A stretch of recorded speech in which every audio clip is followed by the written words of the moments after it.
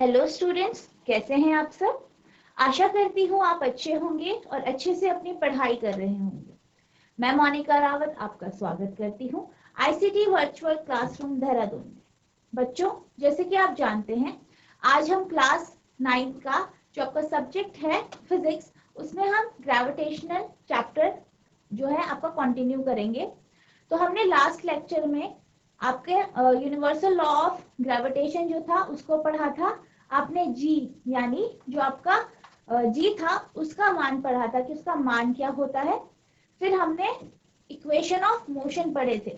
हमने पिछले लेक्चर में ये पढ़ा था कि जो आपकी इक्वेशन होती है मोशंस की, यानी जो गति की जो समाकलन जो आपने पढ़े थे, इक्वेशंस पढ़ी थी, उनको हमने देखा था कि जब हम फ्री फॉल यानी मुक्त पतन की बात करते हैं तो किस तरीके से वो इक्वेशन फ्री फॉल की कंडीशन में यानी मुक्त पतन की कंडीशन में चेंज हो जाती है।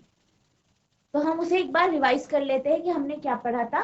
तो हमारी जो पहली इक्वेशन थी वो v equals to u plus g t इसमें कन्वर्ट हो गई थी, जिसमें हमने एक्सेलरेशन की जगह g यानी जो आपका एक्सेलरेशन ड्यू टू ग्रेविटी है उसकी हम बात कर रहे थे, यानी g की वैल्यू हमने a के जगह रख दी थी। Second s equals to u t plus half g t square. तीसरी इक्वेशन हमारी 2as equals to 2gs equals to v square minus q square. तो हमने इन इक्वेशंस के बारे में बात की थी और हमने ये देखा था कि किस तरीके से हम जो आपका एक्सेलरेशन होता है, ठीक है, एक्सेलरेशन में हम g की वैल्यू रखते हैं। कब रखते हैं? बेसिकली जब हम बात करते हैं कि जो आपकी बॉडी है या जो वस्तु है वो गुरुत्व जो आपका गुरुत्वीय बल होता है यानी ग्रेविटेशनल फोर्स होता है, उसके प्रभाव में जब कोई वस्तु आ रही है तो हम जब भी कोई भी वैल्यू हम कैलकुलेट करेंगे तो उसके लिए इन तीन इक्वेशन का यूज करेंगे, जो कि इक्वेशन ऑफ मोशन है। और हमने यहाँ पे बात की है इन इक्वेशंस की जब कोई ऑब्जेक्ट या कोई वस्तु किसके प्रभाव में आते हैं, आपके गुरुत्वीय बल या आप कह सकते हैं ग्रेविटेशनल फोर्स के प्रभाव में जब आती है। जब हम इसकी बात करते हैं तो हम इक्वेशन को इस तरीके से चेंज करते हैं। अब इन इक्वेशन के बेस पे हम कुछ क्वेश्चन करेंगे। तो आपका जो पहला क्वेश्चन है, ठीक है, वो ये है, a car falls off a ledge and drop to the ground in 0.5 second. यानी एक कार है, ठीक है, जो कि लेज से गिर जाती है और ग्राउंड में मैदान में गिर जाती है इतने समय में, यानी 0.5 सेकेंड में वो मैदान में गिर जाती है। Let g equals to 10 metre per second square. यानी हमें यहाँ पे g का मान दिया गया है कि हमें क्या रखना है, 10 मीटर प्रति सेकेंड स्क्वायर, इस तरीके से, ठीक है। अब हमारी जो पहला क्वेश्चन है वो ये है, what is its speed on striking the ground. यानी जब वो ग्राउंड पे मैदान पे गिर रहा है तो उसकी स्पीड की जो स्पीड है, ठीक है, उसकी जो चाल है वो क्या होगी, ठीक है।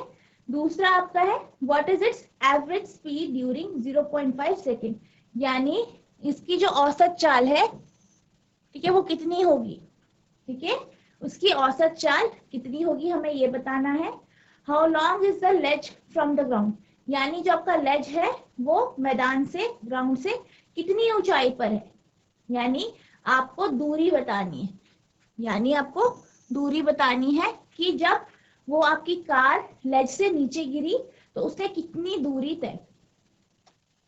आई होप आपको क्वेश्चन समझ में आया होगा कि किस तरीके से ये क्वेश्चन दिया गया है। अब हम इसका सोल्यूशन करते हैं, इसको सॉल्व करेंगे। तो हमें सबसे पहले क्या दिया गया है, t की वैल्यू, यानी हमें समय दिया गया है। तो आपके पास t कितना दिया गया है, 0.5 सेकेंड, ठीक है। आपको g की वैल्यू दी गई है, जो आपकी g है, g का मान कितना है, 10 मीटर पर सेकेंड स्क्वायर, ठीक है, पहले आपको ये बताना है कि इसकी स्पीड क्या होगी स्ट्राइकिंग।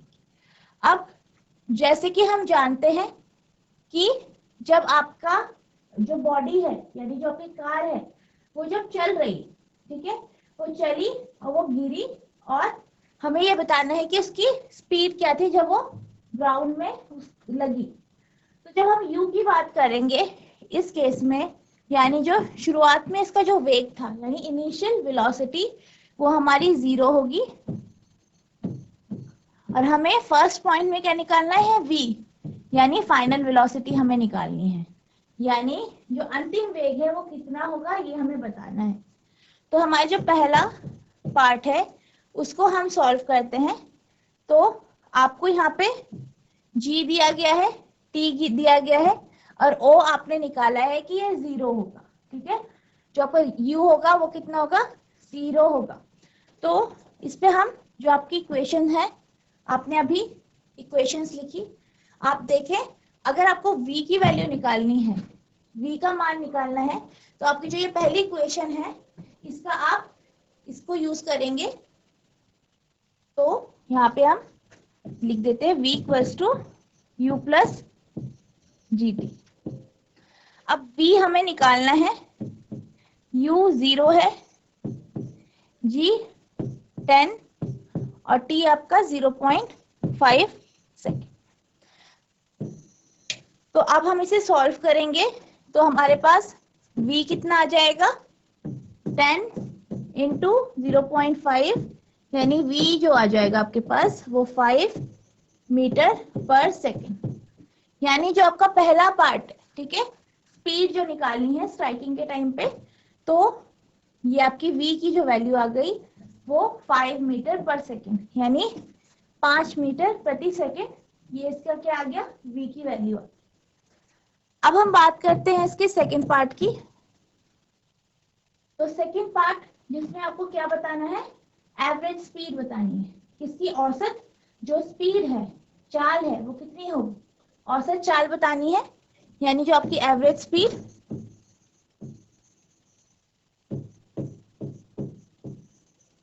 जिसे आप क्या कहते हैं, औसत चाल।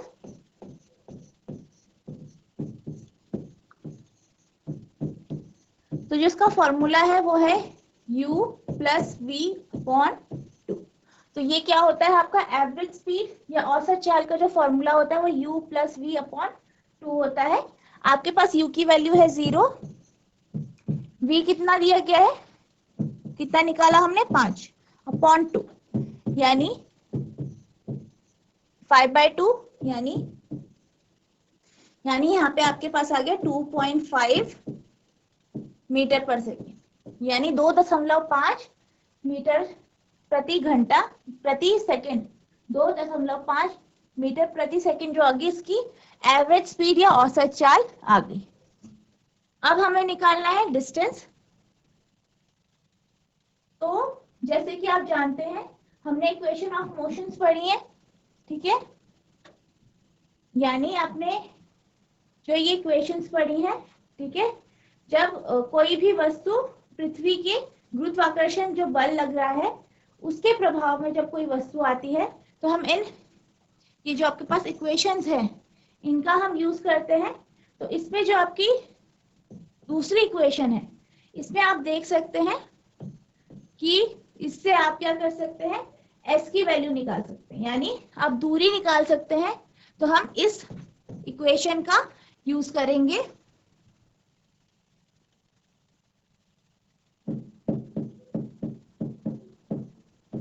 s equals to u t plus half g t square, ये आपका फॉर्मूला है। तो यहाँ पे आपको s की वैल्यू निकालनी है, u आपका 0 है, t आपका कितना है 5 सेकेंड है, नहीं 0.5 सेकेंड है,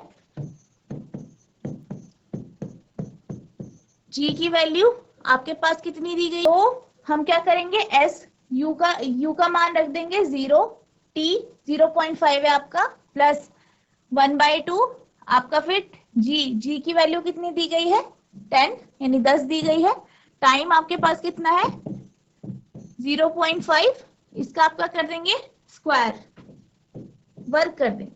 तो आपके पास पहला जो ये है, ये जो टर्म आई है ये 0 हो जाएगी, प्लस 1/2 इंटू 10 इंटू 0.5 इंटू 0.5, तो आपके पास आएगा 5 इंटू 0.25, यानी जो आपको दूरी निकालनी थी, यानी डिस्टेंस जो निकालनी थी, वो आपकी कितनी आई है, 1.25 मीटर आपकी दूरी आई। तो इस तरीके से आप इस क्वेश्चन को सॉल्व करेंगे। अब हम चलते हैं नेक्स्ट क्वेश्चन की तरफ। अब ये जो आपका नेक्स्ट क्वेश्चन है, इसमें ये बोला गया है, an object is thrown vertically upwards and rises to a height 10 metre, यानी एक वस्तु है, उसे हमने क्या किया है, ऊपर इस तरीके से फेंका, ठीक है, इस तरीके से सीधे ऊपर फेंका, तो ये क्या करता है, 10 मीटर की हाइट तक पहुंचने के बाद क्या करता है, ये ऊपर यूं करके जाता है और 10 मीटर की हाइट ट्रैवल कर देता है, या इतनी ऊंचाई तक ये पहुंचता है। कैलकुलेट, पहला आपका है the velocity with which the object is throne upward, यानी पहले हमें क्या बताना है कि कितने वेग से इसे ऊपर फेंका, यानी हमें u की वैल्यू निकालनी है पहला, ठीक है, यानी जो इसका शुरुआत में जो वेग था वो कितना था, ये हमें बताना है। दूसरा है the time taken by the object to reach the highest point, यानी कितना समय उसे लगेगा उस हाइट तक पहुंचने में, वो हमें बताना है, यानी हमें t यानी टाइम बताना, ठीक है, आपको टाइम और u की वैल्यू बताना। तो जैसे कि हम जानते हैं, जब हम नीचे से कोई वस्तु ऊपर फेंकेंगे तो हम क्या करेंगे, बल लगाएंगे, फोर्स लगाएंगे, जो कि आपका ग्रेविटी के अगेंस्ट होगा, ठीक है। तो इस केस में जो आपकी इनिशियल वेलोसिटी आपको निकालनी है, यानी हमने कितना उसे वेग दिया है, ये हमें निकालना है। पर जब वो हाइट तक पहुंचेगी, यानी इतनी ऊंचाई तक वो पहुंचेगी, वहां पे उसका जो v होगी, यानी जो उसकी अंतिम वेग, फाइनल वेलोसिटी होगी, वो कितना हो जाएगा, 0 हो जाएगा इस केस में। तो यहाँ पे हमारा जो v की वैल्यू आएगी वो आपकी 0 मीटर पर सेकेंड है, तो ये आपकी v की वैल्यू आई। अब हम बात करते हैं एक्सेलरेशन। तो हम ये जानते हैं कि जो आपकी g होती है, g की वैल्यू, यानी जो एक्सेलरेशन ड्यू टू ग्रेविटी है, g की जो वैल्यू है वो 9.8 मीटर पर सेकेंड स्क्वायर है, ये आपकी क्या है, g की वैल्यू है, ठीक है, ये आपको पता है। अब हम जब जो बॉडी है, ये जो वस्तु है, उसे जब हम ऊपर फेंक रहे हैं, तो इसमें जो त्वरण लगेगा वो अगेंस्ट होगा इसके, यानी इसके विपरीत दिशा में होगा, यानी जो आपकी ग्रेविटी या गुरुत्वाकर्षण की वजह से जो त्वरण उत्पन्न हो रहा है, ठीक है, यानी जो आपका g की जो वैल्यू है वो कितनी है, 9.8 है, जो कि ग्रेविटी या गुरुत्वाकर्षण की वजह से। लेकिन जब हम नीचे से कोई वस्तु ऊपर फेंकेंगे तो क्या होगा, जो हम उसमें एक्सेलरेशन लगेगा, यानी जिसमें त्वरण लगेगा, वो इसके अगेंस्ट होगा आपकी, ठीक है, g की वैल्यू के अगेंस्ट होगा, यानी कि जो हम यहाँ पे एक्सेलरेशन यानी a लगा रहे हैं, लगेगा जो इस वस्तु पे लगेगा, वो कितना होगा, -9.8 मीटर पर सेकेंड स्क्वायर। तो इस तरीके से आपके पास v की वैल्यू आ गई, ठीक है, g की वैल्यू आ गई और a की वैल्यू इस तरीके से आपके पास आ गई। अब हम कैलकुलेट करते हैं सबसे पहले u की वैल्यू, ठीक है, यानी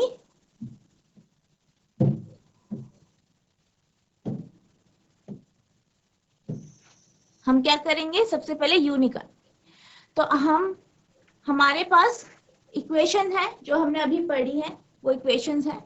तो हमारी जो पहली इक्वेशन है तो वो क्या है, v equals to u plus a t. तो आपकी इक्वेशन क्या है, v equals to u plus a t, यानी जी टी, हम जिसमें जब हम ग्रेविटी की बात करते हैं तो हम जी टी लेते हैं, और जब हम सिर्फ सिंपल मोशन की बात करते हैं, यानी जब हम किसकी बात कर रहे हैं, ग्रेविटी की बात नहीं करते, तो हम क्या करते हैं, जी की जगह ए ले लेते हैं।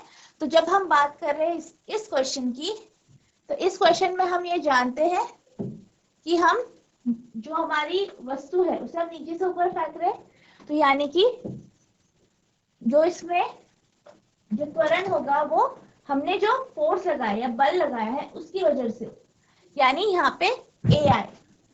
तो v इक्वल्स टू यू की वैल्यू आपको निकालनी है, ठीक है। ए की वैल्यू आपकी कितनी है, -9.8, और जो आपके पास t है वो आपको नहीं दिया गया, आपके पास सिर्फ v की वैल्यू है 0।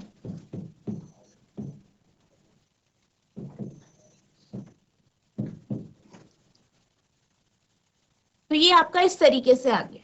अब आप देख सकते हैं कि यहाँ पे आपको यहाँ पे एक और चीज दी गई है जो कि आपका s है, यानी किस हाइट तक आपके जो ऑब्जेक्ट है वो फेंका गया। तो ये कितना है, 10 मीटर है। तो अब हम इसमें इक्वेशन लगाते हैं।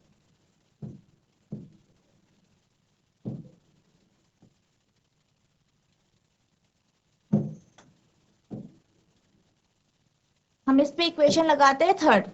तो आपके पास कितना है, 2as equals to v square minus u square. तो यहाँ पे a की वैल्यू कितनी है, 10, ठीक है। यहाँ पे जो a की वैल्यू है वो है -9.8, s की जो वैल्यू है आपको दी गई है 10 इक्वल्स टू v स्क्वायर आपका कितना है 0, और आपको u स्क्वायर निकालना है। तो जब आप इसे सॉल्व करोगे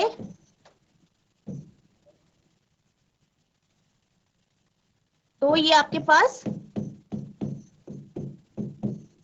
इस तरीके से आएगा, यानी ये हो जाएगा आपका 196। आप इसे 10 से मल्टीप्लाई करोगे, ये आ जाएगा 196 इक्वल्स टू आपका माइनस यू स्क्वायर। तो यू स्क्वायर की वैल्यू आपकी आ गई 196, यानी जो आपकी यू की वैल्यू आई वो 14 आ गई, ठीक है। यानी जो आप यू की वैल्यू निकालोगे वो आएगी आपकी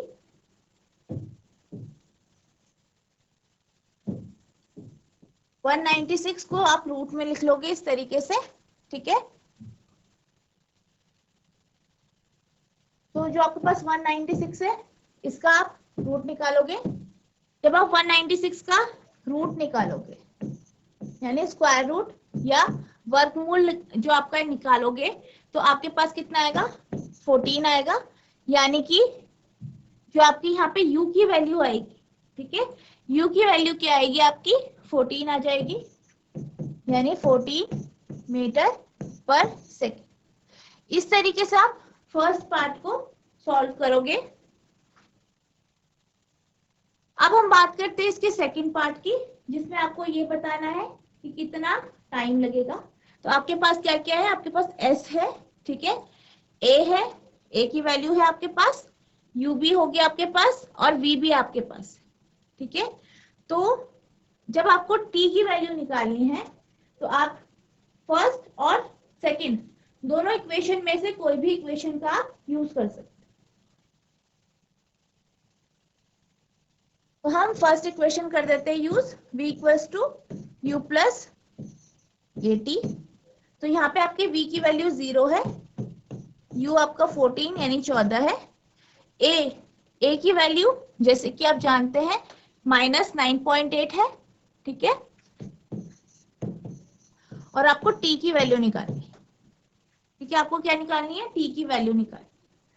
तो ये हो जाएगा आपका -14 -9.8 t, तो ये आपका कैंसिल हुआ, तो t आपका आया 14/9.8।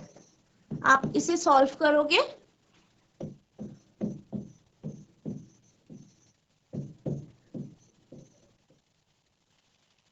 तो इसमें जो आपकी t की वैल्यू आएगी 1.52 सेकेंड,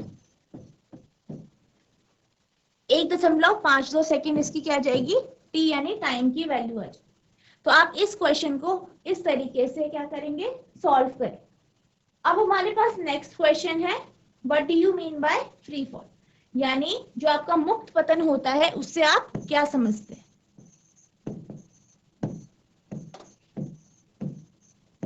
ठीक है, जो आपका मुक्त पतन होता है यानी फ्री फॉल होता है, उससे आप क्या समझते हैं? तो इसका जो आंसर है वो ये है, earth gravity attracts each object to its centre, यानी जो जो पृथ्वी का गुरुत्वाकर्षण बल होता है वो हर एक वस्तु को उसकी सेंटर, ठीक है, यानी उसके केंद्र की तरफ खींचता है।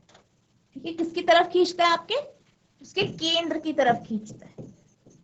ठीक है, when an object is dropped from a certain height, जब किसी वस्तु को किसी हाइट से यानी किसी ऊंचाई से किसी वस्तु को नीचे छोड़ा जाता है, under the influence of gravitational force it begins to fall to the surface of earth, यानी जब हम किसी भी वस्तु को, ठीक है, किसी भी वस्तु को ऊंचाई से छोड़ते हैं, किसके इन्फ्लुएंस में, किसके प्रभाव में? आपके गुरुत्वाकर्षण बल के प्रभाव में जब हम किसी भी वस्तु को छोड़ते हैं तो क्या होता है? वो पृथ्वी की सतह पर गिर जाता है। तो इस तरीके का जो मूवमेंट होता है, इस तरीके का जो मोशन होता है या गति होती है, उसको हम क्या कहते हैं? फ्री फॉल या मुक्त पतन। यानी कि जब भी आप किसी भी वस्तु को, ठीक है, जो भी आपकी वस्तु है, हम ये जानते हैं कि जो आपका गुरुत्वाकर्षण बल है उसके कारण अगर आप किसी भी वस्तु को ऊंचाई से छोड़ते हो, ठीक है, तो वो किसकी तरफ आकर्षित होती है? पृथ्वी के केंद्र की तरफ आकर्षित होती है।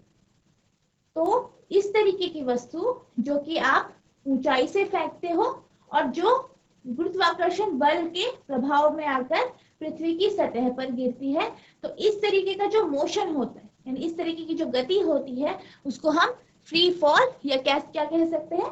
मुक्त पतन कहते हैं। आपका नेक्स्ट क्वेश्चन है, what do you mean by acceleration due to gravity? ठीक है, तो हमें ये बताना है कि जो आपका एक्सेलरेशन ड्यू टू ग्रेविटी होती है, यानी जो गुरुत्वाकर्षण की वजह से जो आपका त्वरण होता है या गुरुत्वीय त्वरण जो होता है वो होता क्या है, ये आपको बताना। तो जैसे कि हम जानते हैं, हमने ये पढ़ा है कि जब भी कोई वस्तु, ठीक है, फ्री फॉल या मुक्त पतन में होती है तो वो क्या होती है? वो पृथ्वी का जो ग्रेविटेशनल फोर्स है यानी जो उसका गुरुत्वाकर्षण बल है वो उस वस्तु को अपनी तरफ या आप कह सकते हैं पृथ्वी के केंद्र की तरफ खींचता है। तो जब वो पृथ्वी की केंद्र की तरफ उस वस्तु को खींचता है तो उसकी सतह पर वो आती है। तो इस समय जब वो फ्री फॉल में होती है या मुक्त पतन में होती है तो उस पे एक त्वरण भी उत्पन्न होता है, त्वरण लगता है। इस त्वरण को हम क्या कहते हैं? गुरुत्वीय त्वरण या एक्सेलरेशन ड्यू टू ग्रेविटी। तो जो इसका आंसर है वो ये है, when an object falls freely from a certain height towards the earth's surface, its velocity changes. ठीक है, its velocity keeps changing, यानी जब भी कोई वस्तु, कोई भी जो ऑब्जेक्ट है, वस्तु है, उसको जब हम किसी हाइट से नीचे छोड़ते हैं, ठीक है, और वो किस में गिरती है? फ्री फॉल में गिरती है, तो क्या होता है? उसकी जो वेलोसिटी होती है यानी उसका जो क्या होता है? वेलोसिटी, जिसे आप वेग कहते हैं, ठीक है, वो क्या होता है? वो बदलता रहता है। यानी जब वो हाइट से नीचे गिरता है फ्री फॉल में तो उसकी जो वेलोसिटी होती है यानी वेग होता है वो चेंज होता रहता है, बदलता रहता है। This velocity change produces acceleration in the object known as acceleration due to gravity, जिसे हम जिसे डिनोट करते हैं। यानी जो आपका ये वेलोसिटी चेंज हो रही यानी जो आपका वेग में जो परिवर्तन आ रहा है वो उस कारण इस वस्तु पे क्या प्रोड्यूस होता है, क्या उत्पन्न होता है? त्वरण उत्पन्न होता है। इस त्वरण को हम कहते हैं एक्सेलरेशन ड्यू टू ग्रेविटी, यानी गुरुत्वीय त्वरण हम इसे कहते हैं। क्या कहते हैं? गुरुत्वीय त्वरण या एक्सेलरेशन ड्यू टू ग्रेविटी हम इसे कहते हैं। तो जैसे कि हमने समझा कि जब बॉडी या कोई भी ऑब्जेक्ट मुक्त पतन में होता है तो उसकी वेलोसिटी चेंज होती है, जिस कारण एक्सेलरेशन यानी त्वरण उत्पन्न होता है। उस त्वरण को हम गुरुत्वीय त्वरण कहते हैं, जिसे हम जी से डिनोट करते हैं। अभी हमने फ्री फॉल के बारे में पढ़ा था। कुछ इक्वेशंस देखी थी मोशन की, जो कि हम ग्रेविटी या फिर गुरुत्वाकर्षण के समय जो कोई भी वस्तु गति में आती है तो उसके लिए हम कौन सी इक्वेशंस का यूज करेंगे वो हमने देखा था। अब हम बात करते हैं मास की। मास यानी जिसे आप क्या कहते हैं, द्रव्यमान कहते हैं। तो पहले हम ये समझेंगे कि मास होता क्या। तो जब हम मास की बात करते हैं, ठीक है, जब हम मास की बात करते हैं तो हम क्या कहते हैं कि उस जो वो ऑब्जेक्ट है या कोई भी जो वस्तु है उसका मास क्या है, यानी उसमें कितना मैटर है, यानी उस बॉडी में उस वस्तु में कितना मैटर है उसको हम उसका मास कहते हैं। ठीक है, तो जो आपका मास होता है वो बेसिकली उस ऑब्जेक्ट या उस बॉडी या वो जो वस्तु है उसमें कितना क्या है आपके पास मैटर है, उसको हम मास कहते हैं।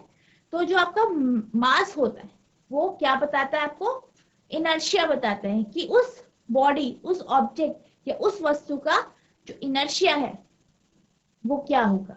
यानी किसी वस्तु का द्रव्यमान उसके जाड़त्व, जो जिसका जाड़त्व होता है ना, जड़त्व जो उसका होता है, ठीक है, उसके जड़त्व के का माप होता है।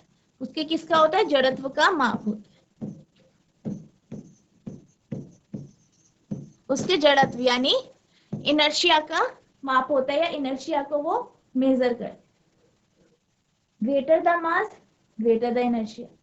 जितना अधिक वस्तु का द्रव्यमान होगा, यानी जितना अधिक वस्तु का क्या होगा, मास होगा, यानी जितना अधिक उसमें मैटर होगा, उसका द्रव्यमान होगा, उतना ज्यादा उसका इनर्शिया होगा, यानी उसका जाड़त्व होगा। यानी जितना अधिक उसका द्रव्यमान होगा यानी मास होगा, जितना उसके अंदर मैटर होगा उतना ज्यादा उसमें इनर्शिया, या आप कह सकते हैं जिसे आप क्या कहते हैं इनर्शिया को, जाड़त्व, उसका उतना ज्यादा जाड़त्व होगा, यानी इनर्शिया होगा। The mass of N object is constant. जो आपका ऑब्जेक्ट है यानी वस्तु है उसका मास क्या होता है, कांस्टेंट होता है। कांस्टेंट मतलब स्थिर होता है, यानी आप चाहे किसी भी स्थान में उसे लेके जाए उसका जो मास होता है यानी द्रव्यमान होता है वो बदलता नहीं है, वो उतना ही रहता है जितना एक पोजीशन में है, यानी वो कांस्टेंट या स्थिर रहता है। And it does not change from place to place. यानी जैसे मैंने आपको अभी बताया कि जो उसका मास होता है, किसी भी वस्तु का जो मास होता है यानी द्रव्यमान होता है, वो जगह को परिवर्तित करके बदलता नहीं है, यानी वो कैसा होता है, कांस्टेंट। तो मास के बारे में हमने क्या समझा, हमने ये समझा कि जो आपका मास होता है वो क्या होता है, किसी भी बॉडी या किसी भी वस्तु में कितना मैटर है, कितना द्रव्यमान है, वो आपको उसका मास बताता है कि इसका मास इतना है, जो कि हमें उसकी जाड़त्व या इनर्शिया को जो मापता है, ठीक है, जिससे हम उसके इनर्शिया को माप सकते हैं। जितना ज्यादा किसी वस्तु का मास होगा यानी द्रव्यमान होगा, उसका जाड़त्व या इनर्शिया उतना ही अधिक होगा, ठीक है, और जो आपका मास है वो स्थिर होता है, वो बदलता नहीं। अभी हमने बात की मास यानी द्रव्यमान, यानी किसी भी वस्तु में कितना द्रव्यमान है, कितना उसमें मैटर है, वो बताता है आपका मास। अब हम बात करते हैं वेट यानी भार, कि आखिर वेट क्या होता है। तो जैसे कि हम नॉर्मल भाषा में यूज करते हैं वेट, तो वेट हम कई बार कंफ्यूज हो जाते हैं मास से, यानी इतना मैटर है तो यानी इसका वेट इतना, लेकिन जो आपका वेट होता है या भार होता है उसका कॉन्सेप्ट जो होता है मास से वो बिल्कुल अलग होता है। मास की जब हम बात करते हैं तो हम ये बात करते हैं कि किसी भी वस्तु या किसी भी ऑब्जेक्ट में मैटर कितना है, यानी उसमें द्रव्यमान कितना है, उसका जो मैटर है वो कितना है, ठीक है।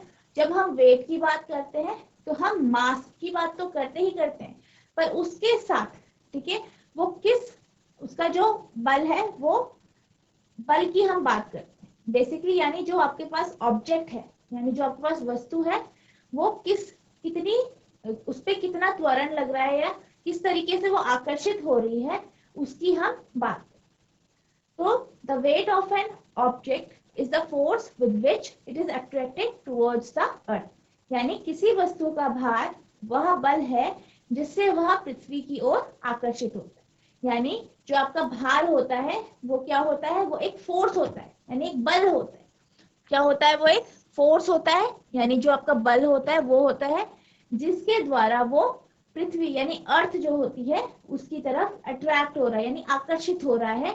उसको हम क्या कहते हैं, वेट कहते हैं। ठीक है, यानी कि जो आपका वेट होता है, भार होता है, वो एक तरीके का क्या होता है, फोर्स या बल होता है।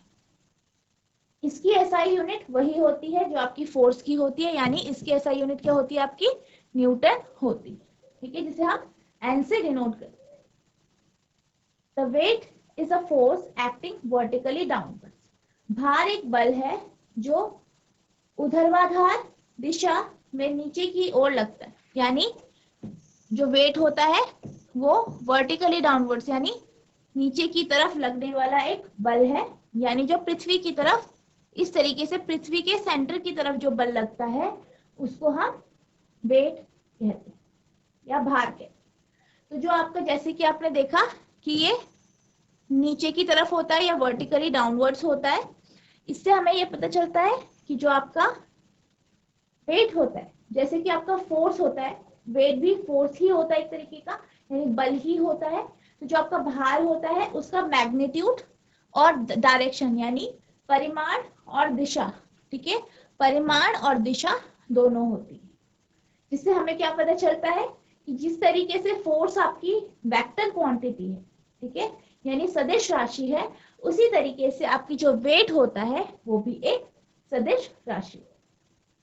तो हम इस कॉन्सेप्ट को समझ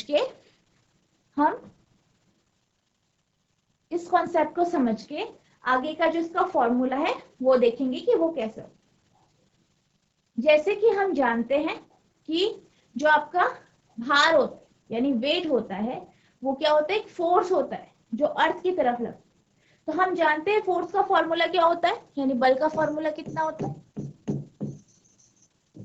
एम ए, ये आपका बल का या फोर्स का फॉर्मूला होता है, जहां एम आपको क्या दिखाता है, मास या द्रव्यमान, और ए आपका त्वरण। ठीक है, तो जब हम बात कर रहे हैं कि ये जो फोर्स है यानी जो आपका वेट होता है वो पृथ्वी की तरफ यानी अर्थ की तरफ लगता है फोर्स, तो यानी जो इसमें त्वरण जो हो उत्पन्न होगा वो कौन सा होगा, गुरुत्वीय त्वरण यानी एक्सेलरेशन ड्यू टू ग्रेविटी। तो जो आपका ये फॉर्मूला होगा वो इस तरीके से बदल जाएगा, F इक्वल्स टू mg, क्योंकि यहाँ पे हम किसकी बात कर रहे हैं, पृथ्वी की जो आकर्षण है वो पृथ्वी की तरफ है यानी अर्थ की तरफ है, तो हम इसमें g को लेंगे। अब हम ये जानते हैं कि जो आपका ये फोर्स है या बल है ये क्या होता है, वेट।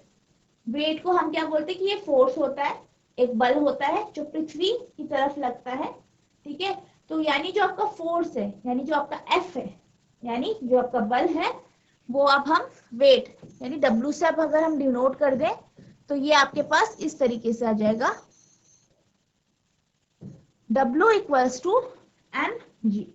ठीक है, आपका जो फॉर्मूला होगा वेट का, जहां पे वेट यानी W यानी वेट यानी जिसे आप भार कहते हैं, वो इक्वल्स टू mg। तो ये आपका फॉर्मूला निकल गया कि आपका जो वेट का फॉर्मूला होता है वो क्या होता है, W इक्वल्स टू mg, जहां पे W आपका वेट यानी भार दिखाता है, m आपका क्या दिखाता है, मास या द्रव्यमान जिसे कहते हैं, और g आपका क्या दिखाता है, गुरुत्वीय त्वरण या एक्सेलरेशन ड्यू टू ग्रेविटी। अब हम ये जानते हैं कि मास क्या है, कांस्टेंट वैल्यू है, एक स्थिर वैल्यू है। ठीक है, एक स्थिर वैल्यू है, तो हम ये जानते हैं यानी कि जो आपका W है यानी जो आपका क्या है, W है जो वेट है वो किसके ऊपर डिपेंड कर रहा है, G यानी G के मान के ऊपर डिपेंड कर रहा है, यानी जो आपका गुरुत्वीय त्वरण है उसके ऊपर आपका भार या आप कह सकते हैं जिसे आप वेट बोलते हैं वो डिपेंड। जैसे कि हमने समझा कि जो आपका वेट होता है वो किसके ऊपर डिपेंड कर रहा है, मास के ऊपर डिपेंड कर रहा है। ठीक है, और आपका जी और वेट आपका किसके ऊपर डिपेंड कर रहा है, जी के ऊपर भी डिपेंड कर रहा है, जैसे अभी देखा हमने। तो जो आपका ऑब्जेक्ट है वो एक तो भार के ऊपर डिपेंड करता है, मतलब जो आपका भार है वो किसके ऊपर डिपेंड करता है, मास यानी आपका जो द्रव्यमान है उसके ऊपर डिपेंड करता है। दूसरा जो आपका वेट यानी भार है वो आपका m के ऊपर भी डिपेंड करता है, यानी द्रव्यमान के ऊपर डिपेंड करता है। तो इससे हमें ये पता चलता है कि जितना ज्यादा आपका जो द्रव्यमान होगा, किसी भी वस्तु का द्रव्यमान होगा, उसका भार उतना ज्यादा होगा। और या फिर आप ये कह सकते हैं कि जो g है यानी गुरुत्वीय त्वरण है, जिस जिस जगह या जिस पोजीशन में गुरुत्वीय त्वरण ज्यादा होगा वहां पे उस बॉडी का, उस वस्तु का जो वेट होगा या भार होगा वो ज्यादा होगा। तो आज हमने ये समझा कि किस तरीके से हम वेट को कैलकुलेट कर सकते हैं, यानी वेट का जो मान है वो निकाल सकते हैं, भार निकाल सकते हैं। और हमने क्या पढ़े, कुछ क्वेश्चंस करे। आई होप आपको ये क्वेश्चन समझ में आए होंगे। तो बच्चों आज के लिए इतना ही। जो आगे के क्वेश्चंस हैं इसमें वो आप घर से होमवर्क के तौर पे करके आएंगे। और अगर आपको कोई भी प्रॉब्लम हो तो आप नेक्स्ट क्लास में से पूछ सकते हैं। तो आज के लिए बच्चों इतना ही, मिलते हैं नेक्स्ट सेशन में। तब तक के लिए thank you and have a nice day.